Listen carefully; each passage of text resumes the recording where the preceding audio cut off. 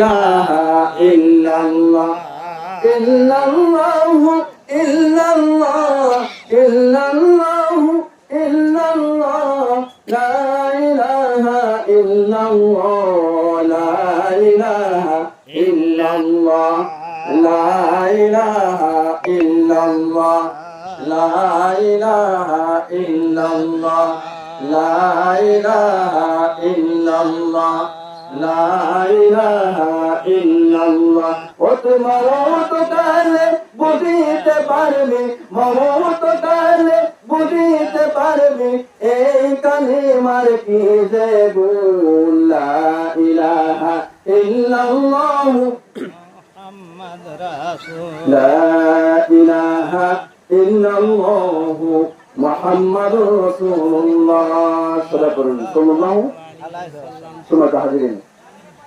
আপনি রাগ করলেন না? আমি শুরুতে মিলাদ করেছি, দোয়া করেছি, জিকির করলাম।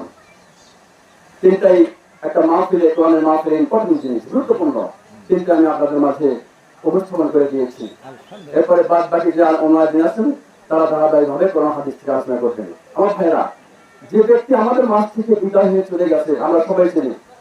আমাদের গ্রামের একজন বিশিষ্ট ব্যক্তি আমার বড় ভাই লুৎফর রহমান, তারা কি সবাই ছিলেন। এত শান্তশিষ্ট ভালো মানুষ ছিল, যিনি আমি দেখেছি যে কারোর সাথে কটাক্ষ ভাষায় কথা বলেন নাই। যদিও একটু রাগ করেছেন, আবার পরক্ষণে সে হাসি মুখে কথা বলেছেন। আমরা সবাই দেখেছি যে কোনো জায়গায় কোনো ঝগড়া বিবাদ থাকলে আমার লুৎফর ভাই দৌড়ে গিয়ে সেখানে মীমাংসার ব্যবস্থা করে দিয়েছেন। দেখেন, এটা তো সবচেয়ে বড় ধরনের একটা বড় আমল, যে বিবাদ মিটিয়ে দেয়, বলুন ঠিক কিনা? তোমার ভাইরা, আজকে আমরা গ্রামবাসী তারা পক্ষ থেকে পছন্দ করে, বিভিন্ন মহল্লা থেকে পছন্দ করে অনেক দূর করে দাওয়াত দিয়েছে। আমরা এই বাড়িতে এসে উপস্থিত হতে পেরেছি। আমাদেরকে এখানে উপস্থিত করেছে কে? মহান রব। যদি মহান রব ইচ্ছা করতেন তাহলে প্যারালাইসিস দিয়ে আমাদের বাড়িতে বসিয়ে রাখতেন, বলুন ঠিক কিনা? মহান রব যদি ইচ্ছা করতেন তাহলে আমাদের দুর্ভাগ্যে ক্যান্সারে ভরপুর করে দিয়ে আমাদের বিছানায় শুয়ে রাখতে পারতেন।